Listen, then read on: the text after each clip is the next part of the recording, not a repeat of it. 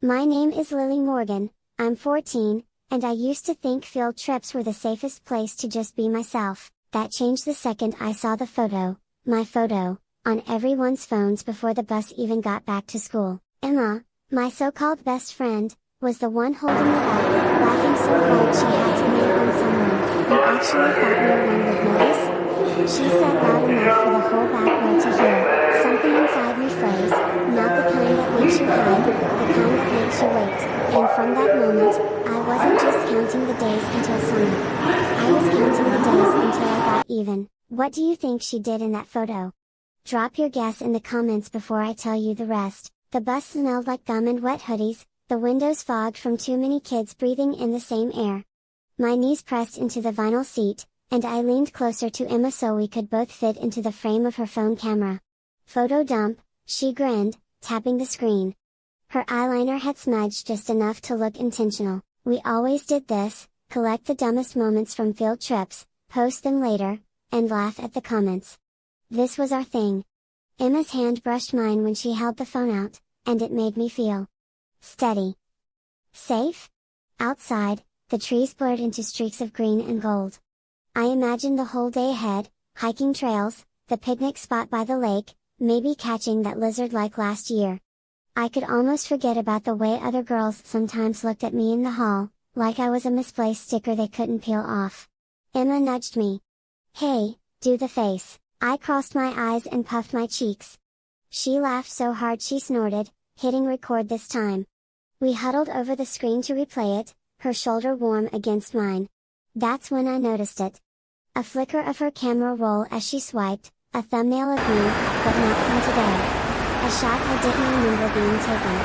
I was bent over tying my shoe in the cafeteria, my skirt riding up just enough to make me flush even in the memory. My smile stayed fixed, like maybe my face hadn't gotten the memo that my stomach had dropped. Ready for round 2? Emma said, not looking at me. She was already lining up the next shot. The bus hit a bump, jolting us forward. I laughed too loud, just so she wouldn't ask what was wrong. At the park, the air smelled like wet leaves and sunscreen. We wandered with the group, snapping pictures of squirrels and each other. Emma kept her phone close, her fingers quick when she typed. I told myself she was texting her mom. I told myself I believed it. By lunch, my phone buzzed in my pocket. A notification from our group chat, OMG Lily, smiley face emoji, smiley face emoji, smiley face emoji. I tapped it open. The cafeteria photo filled my screen, cropped tighter now. Heat crawled up my neck. The sound of kids laughing around me swelled, bending and warping until it felt like it was aimed in one direction, mine. I looked at Emma. She was at the next table, showing her phone to another girl. Her head tilted back in laughter, mouth open wide like nothing in the world could touch her. She didn't see me watching. For a second, I imagined standing up, walking over, and yanking her phone out of her hand. But my legs stayed still. My fingers dug into the edges of my lunchbox instead. It was the first time I realized that fate wasn't a place. It was a person. And maybe I'd been sitting in the wrong seat the whole time. If I'd known what was about to happen, I would have sat alone. The bus rumbled into the school parking lot, brakes squealing. My phone wouldn't stop buzzing in my pocket, each vibration like a tiny electric shock I couldn't shake off. I didn't check it right away. I told myself it was probably just the group chat reacting to the squirrel video Emma posted earlier. I even smiled at the thought, false hope tastes sweet, just before it burns your mouth. When the doors hissed open, the air hit me, sharp and cold. Kids poured out, backpacks slapping against shoulders. Emma brushed past me without looking back, her hair catching the sunlight like she owned the morning. I finally slid my phone out, the glow of the screen almost too bright. The first message stared up at me, OMG. You're everywhere RN. Under it, a picture loaded. My picture, except it wasn't just me tying my shoe in the cafeteria anymore. Someone had cut out my face, pasted it onto a girl in a cheap, glittery bikini, too small, too shiny, too humiliating. The background was a beach, the kind you only see on postcards. My smile from some other day's selfie was twisted into something I didn't recognize. Dozens of laughing emojis, flames, winking faces. Forwarded? Forwarded? Forwarded? My fingers went cold around the phone. I could hear the hallway before I stepped into it, louder than usual, like the noise was pressing against the walls. A few kids glanced up when I passed, some holding back grins, some not bothering. Halfway to my locker, I saw it again. On another kid's phone. And in the reflection of the screen, just for a second, Emma's profile, eyes half-lidded, mouth curled in the kind of smirk you make when you already know the punchline. My throat tightened. I almost said her name out loud. Almost? But my voice stayed locked behind my teeth. I opened my locker just to have something to do with my hands. My book stared back at me, dumb and unhelpful. "Hey, Lily," a boy from math class said, walking by. He grinned and made a little wave motion with his hand, like he was splashing in water. His friends laughed behind him. I laughed too. It was sharp and wrong, but it was all I could think to do. If you act like you're in on the joke, maybe they stop aiming it at you. Inside my chest, something fragile shifted, like a snow globe tipped too far. The bell rang, but I didn't move. My phone buzzed again.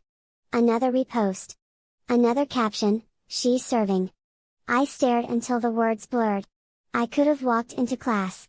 I could have told the teacher. I could have found Emma and demanded she admit it. But every option felt like walking barefoot over broken glass. So I stayed quiet. My breath came slow, like I was trying to make myself invisible, and maybe I was. If you stay quiet, people think you agree. They say laughter travels faster than footsteps. That morning, I heard it before I even made it past the front office. A ripple of sound, starting somewhere deep in the hall, reaching me like a wave I couldn't see yet but could already feel pulling at my ankles. The hallway smelled like pencil shavings and the too sweet air freshener the janitors use. My backpack strap dug into my shoulder as I kept my head low, pretending to check the zipper. My phone was still in my pocket. I didn't need to look. I knew what I'd see. Two girls leaned against the lockers near the entrance, their heads bent together over a phone. One looked up just long enough to meet my eyes before looking away too quickly. That tiny hesitation was worse than an outright stare, it was proof. I passed a row of trophy cases, my reflection caught between dusty plaques and faded team photos. My face looked normal, like nothing had changed. But it had. I felt like a cracked mug that still holds water, useless in ways you can't see until you pick it up. Emma's laugh cut through the hallway. It wasn't the kind of laugh you can mistake for someone else's. I turned my head just enough to see her leaning on a locker that wasn't hers, surrounded by a half circle of kids who used to split between sitting with her and me. She tossed her hair, phone in one hand, and for a second I thought she was going to look at me. She didn't. That almost hurt more. At my locker, I fumbled with the combination. My hands were shaky, like I'd been holding them underwater. The hallway noise swelled and dropped again, the way it does when someone walks past you whispering and you just know they're talking about you. Inside my locker, my notebook waited. I pulled it out, flipping past the usual math notes and doodles until I reached a blank page. I wrote the first name without thinking, just a neat, small mark in the corner. Then another. Then another. Not revenge. Not yet. Just record keeping. Like if I could see the list, it would make the air around me feel less heavy. "Hey, Lily," I looked up. James from science class was standing there, shifting his weight from one sneaker to the other. His voice had that fake casual tone people use when they're bracing for you to explode. "What?" My voice came out sharper than I meant. "Nothing? Just people are jokes." He gave a hot smile and walked off before I could decide if he meant it as comfort or warning. The first bell rang. Students drifted into classrooms, but I stayed still, pin hovering over the page. That's when I saw it, on the edge of the whiteboard in the math room across the hall, half erased but still legible. "Nice swimsuit, Lily." Someone had drawn little waves underneath. My cheeks burned. I wanted to run in there and scrub it off before anyone else saw, but a group of kids walked past, laughing. I froze until they were gone. By the time I made it to my desk in first period, Emma's laughter had moved somewhere else in the building. But its echo stayed. My desk felt like an island in the middle of a stormy pool, water rising with every glance, every almost whisper. I opened my notebook again. The list had grown without me realizing. By lunch, I knew exactly who had seen it, and who had shared it twice. Some words are shaped like apologies but cut like knives. I was swapping out my history book for my Algebra 1 when the locker door beside mine slammed shut. The metal cling shot straight up my spine. "Hey, Lily." Emma leaned against the locker next to mine like she owned it, arms crossed, hair perfect, a smile that didn't touch her eyes. Her perfume, sharp and sweet, wrapped around me before her words did. I just wanted to say. She tilted her head, like she was about to hand me something precious. "Sorry about the photo. You know it was just a joke, right?" Her tone was soft, friendly almost, like we were still the kind of friends who could laugh about stupid inside jokes. I felt my chest loosen, just a little. The buzzing in my ears quieted enough for me to actually hear my own heartbeat. "Right," I said. My voice didn't crack. I was proud of that. She touched my arm lightly, nails cool against my skin. "See? No hard feelings." Then she winked and walked away, slow enough for me to watch her turn the corner. For maybe 30 seconds, I believed her. Then, from around the bend, I heard it, her laugh. Not the soft kind she'd just used with me, but the loud, jagged one that pulls other people in like moths to a porch light. "She actually bought it," she said, her voice slicing right through the hallway noise. The answering laughter from her new crowd was even sharper. I froze, my hand still on the locker door. I felt heat crawl up my neck, not the embarrassed kind, but the kind that burns slow and deep. My chest didn't loosen this time. It locked. Students streamed past, carrying the smell of cafeteria fries and cheap body spray. No one noticed me standing there. No one ever notices the quiet person who isn't crying or yelling. I pulled my notebook from my bag, flipping to the page where I'd been keeping my list. My handwriting was small and tight. I added a name. No, I underlined a name. The pen pressed hard enough to dent the paper 3 sheets down. I should have shut my locker and gone to class, but I stayed there, staring at the dent in the page like it was the only thing in the world that made sense. A teacher's voice called for people to hurry to third period. I didn't move until the hallway was almost empty. In class, Emma's laughter still echoed in my ears, even though she wasn't there. My pencil tapped against the desk, faster and faster, until I made myself stop. I caught my reflection in the black screen of my tablet, jaw tight, eyes sharper than I'd ever seen them. I didn't cry. I didn't even sigh. I just thought about the way she'd looked when she pretended to be sorry, how believable she'd made it, and how easily I'd wanted to believe her. That was the last time I let her see me embarrassed. Sometimes winter tricks you into thinking it's over. By the time a week passed, the hallway felt different. Quieter? No one whispered when I walked by. No one snorted into their sleeves. My shoulders didn't ache from hunching, and my locker didn't feel like a hiding place anymore. Even Emma had shifted gears. She waved at me across the cafeteria like we'd just missed each other at summer camp. I didn't wave back, but my stomach still did the stupid flip, the one that makes you think maybe, just maybe, it's over. Science class was warm that day, sunlight cutting sharp rectangles on the lab tables. The smell of hand sanitizer mixed with pencil shavings. I was halfway through labeling a diagram of a frog's circulatory system when I caught movement from the corner of my eye. Brent, the boy who sat 2 rows over, had his phone propped against his water bottle. He wasn't scrolling, just letting the screen sit there, lit up. And there it was, the photo. My breath snagged, like I tried to swallow air too fast. Except now it wasn't just on his phone. It was his phone. His lock screen. I tried not to look, but the image pulled my eyes back like gravity. My ears started ringing, drowning out the scrape of chairs and the hum of the aquarium filter in the corner. Someone leaned over to Brent, a whisper under the cover of the teacher's droning voice. Then the laughter started, not the big, barking kind from before, but a slow, steady snicker, the kind people can keep up all period without getting caught. I pressed my pen to the paper hard enough to tear it. It was like a frost had crept back into the room, quiet but everywhere.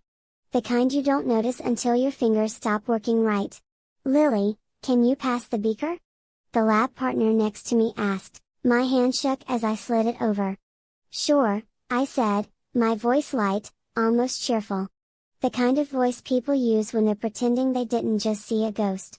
For the rest of class, my brain played tug of war. One part told me to stare at my notes, keep breathing, act normal.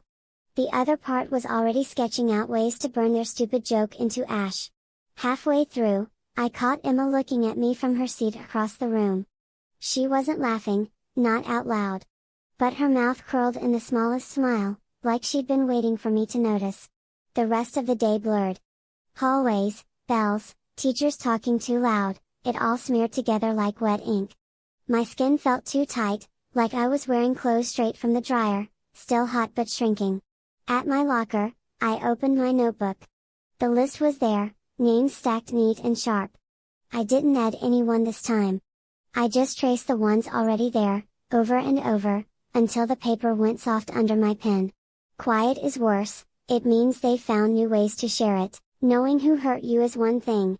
Knowing how is another. By Thursday morning, the hallway smelled like damp coats and pencil shavings. My backpack straps cut into my shoulders as I threaded through the crowd, their voices bouncing off the lockers in quick bursts. Nobody said my name. That used to feel like relief. Now it felt like camouflage. I slid into my desk before the bell, the plastic seat still warm from whoever had been there last period. My phone, hidden between my thigh and the desk edge, buzzed. One new screenshot from an account I didn't follow. A group chat. My photo. Labeled classic. 3 laughing emojis. The usernames were half familiar, people I'd never talked to directly but who floated in Emma's orbit. I clicked on one profile picture, a girl from the volleyball team. She hadn't even been at the party. It was like finding a strand of spiderweb where you didn't expect it. Then, invisible until the light hit it, but connected to something bigger. During math, I let the teacher's voice blur into white noise while I traced the path in my head. Emma to Kayla, Kayla to Marcus, Marcus to half the sophomore class. In the cafeteria, I sat where I always did, back corner, view of the doors. I opened notes on my phone, where the list had been living. Only now, I started drawing arrows. Not just who, but who gave it to who. I kept my face blank while my thumbs flew. When someone walked past, I tilted the phone away like I was just checking homework. By the time lunch was over, my notes looked like a messy treasure map. Or maybe a minefield. The first crack in Emma's empire showed up in the girls' bathroom. I was washing my hands when 2 of her new friends came in, mid-argument. "I told you not to post it," one hissed. "I didn't," Kayla said. The door banged shut behind them, and their voices dropped. I caught words in fragments: trust, lied, blocked. I kept my head down, watching the soap foam swirl in the sink, but my pulse sped up. Emma's group wasn't airtight. There were leaks. That afternoon, I started collecting. Every time I saw the photo in a new place, someone screamed, a stray meme account, I saved it. Every username, every timestamp. My storage filled with digital fingerprints. It didn't make the shame go away. If anything, seeing it multiplied made my skin itch worse. But it was different now. I wasn't just drowning in it. I was tracking the current. At dinner, Dad asked how school was. I told him, fine, and smiled so he wouldn't ask more. My brother was too busy telling some story about a fight at practice to notice me scrolling under the table. Later, in my room, I laid the notebook open beside my phone. The names, the arrows, the screenshots, they started to form. Sometimes the best way to be heard is through someone else's mouth. By Monday, the rumors around school had changed texture. They weren't just sharp little darts aimed at me anymore, they were loose threads dangling, waiting for someone else to pull. The first bell hadn't even rung when I spotted Tasha leaning against the trophy case, scrolling on her phone. She'd been in Emma's friend group last year, before Emma iced her out for talking too much. Which, in my current game plan, was basically a resume. I walked by slow enough for her to hear me, fast enough to seem casual. "Funny," I said, pretending to check my locker, "how Emma's still acting like she didn't hook up with Ben at Jacob's party." Guess secrets are safer when people think they're yours. I didn't look back, but I felt the pause in her breathing. By second period, I overheard her telling someone in the hallway. By lunch, it had a different set of details, like it had been marinated in petty and reheated twice. It was almost too easy. In science, while the teacher fiddled with the projector, I accidentally left my phone screen lit with a group chat open, one where someone had called Emma's new best friend fake. Kayla sat next to me. She pretended she wasn't looking, but I caught her eyes dart toward my phone before she shifted in her seat. She wasn't going to tell Emma what she'd seen. Not if it made her nervous. I didn't lie. I didn't need to. I just left doors cracked and let people walk through them. Still, there was this pulse under my ribs, half guilt, half adrenaline. I told myself this was balance, not cruelty. That Emma had done worse, and that I was just letting the truth breathe. The bathroom between 4th and 5th period smelled like melon hand soap and cheap hairspray. I lingered at the sinks until I heard voices from the far stall. "She's losing it," someone whispered. "I know. She almost cried in gym today." I froze. The words weren't about me. I recognized the voices, Emma's two newest shadows. They sounded like they were rehearsing being on the winning side of something else. By the time the toilet flushed, I was gone. My reflection in the metal paper towel dispenser looked like it belonged to someone else, someone who could hear that and smile. After school, I sat in my room with my phone charging on the bed, letting the muffled sounds of my brother's video game seep through the wall. My notebook was open again. This time, the arrows and names looked less like a map and more like veins. Each name had its own heartbeat, its own way to be nudged just enough. I kept telling myself I was still invisible. That no one would trace the smoke back to me, but invisibility has its own kind of power. Watching from the edges while someone else's perfect shape starts to crumble, it was almost better than revenge. Almost, but almost wasn't enough. Some endings aren't loud, they just stop hurting. It's strange how silence can feel heavier than shouting. Weeks have passed since the last rumor curled through the hallways. No sudden laughter when I walk past, no eyes flicking between me and Emma like we're on some reality show. Just normal. The kind of normal that feels so fragile I almost don't want to touch it. Emma doesn't look at me anymore. She moves through the hall like I'm air, sometimes I almost believe I am. Once, at our lockers, she dropped a pen that rolled toward my foot.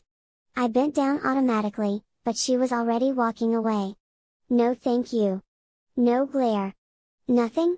And somehow, that nothing feels like more of a win than if she'd yelled. The final bell today is softer than usual, or maybe I'm just not listening for it as much. The sky outside is still pale with winter light. I take the long way home, letting the cold wind pinch my cheeks, the quiet stretching between each step. When I get to my room, I close the door and sit at my desk. The wood is scarred with little pin marks from years of doodles and homework. I pull open the top drawer. It's still there, the note from chapter 2, the one that started it all. Folded neatly, edges soft from being handled too much. The ink inside is probably fading by now, but I don't open it. I already know every word, every loop of every letter. For a moment, I just hold it between my fingers. My heartbeat picks up like it's afraid of what touching it means. Part of me wants to tear it in half, flush it, burn it, erase the proof that I was ever that girl who didn't see it coming.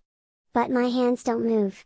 Instead, I remember the first time I read it. The way the hallway seemed to tilt under my feet. How the letters might as well have been carved into my skin. I thought that moment would last forever. It didn't. I slide the note back into its corner of the drawer. There's no ceremony, no deep breath, no big speech. Just the soft sound of paper against wood. Some endings aren't loud. Down the hall, my brother yells at his game, and the world keeps going like nothing happened. Maybe that's the real victory, not making her pay, but making her irrelevant. I lean back in my chair, staring at the ceiling. The cracks in the paint look like tiny maps, each one leading somewhere else. I wonder where mine leads now. My phone buzzes on the desk, just a meme from Tasha, but it makes me smile anyway. Not because we're friends now, but because it proves I'm still in the game. Still visible, when I choose to be. I glance back at the drawer. The note waits, folded and quiet, like a loaded slingshot no one sees, and if anyone ever tries again, I already know what to write back. Revenge isn't always fire, sometimes it's distance. The air smells like diesel and cold metal as I step onto the bus. My breath fogs in the morning chill, mixing with the faint scent of wet wool coats and strawberry lip gloss. I can already hear the voices, loud, tumbling over each other like marbles spilling across a floor. I walk past the first few rows, scanning. Not for a face this time, but for a space. My space. The middle rows are filling fast, backpacks sliding into aisles like territorial fences. Last year, I'd hesitate, hover, wait for Emma to wave me over or leave a spot open. Not today. I slip into a seat by the window, third from the back. The vinyl is cracked under my palm, the seat still cold from the night. I drop my bag next to me before anyone else can, a silent taken sign. Outside, the frosty grass blurs into the edge of the parking lot. Someone laughs near the front, Emma's voice, sharp and familiar. I don't turn, my phone is heavy in my pocket. No camera ready, no story to post. Just quiet. I trace the faint scratch in the glass of the window with my fingertip, letting my breath make a small, blurry cloud on the glass before it fades. The bus lurches, and the aisle fills with shifting feet.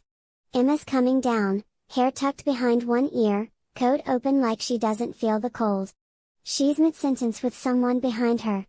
Her eyes flick past me like I'm just scenery. And maybe that's the point. A month ago, that glance, no, that lack of a glance, would have sliced me open. I would have read it over and over like a text I couldn't stop decoding. Now it just lands. And slides off.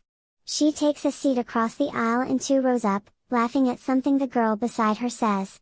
I can see the back of her head, the way her shoulders bounce when she laughs.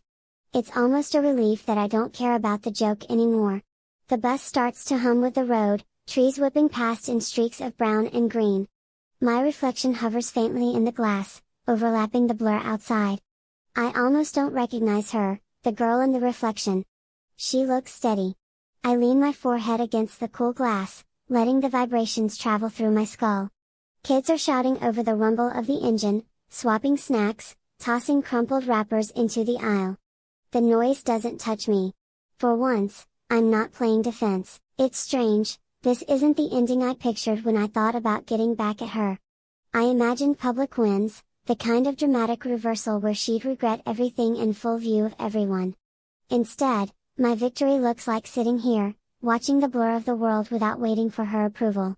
When the bus curves onto the highway, sunlight spills in through the window, lighting up the dust motes between me and the seat ahead.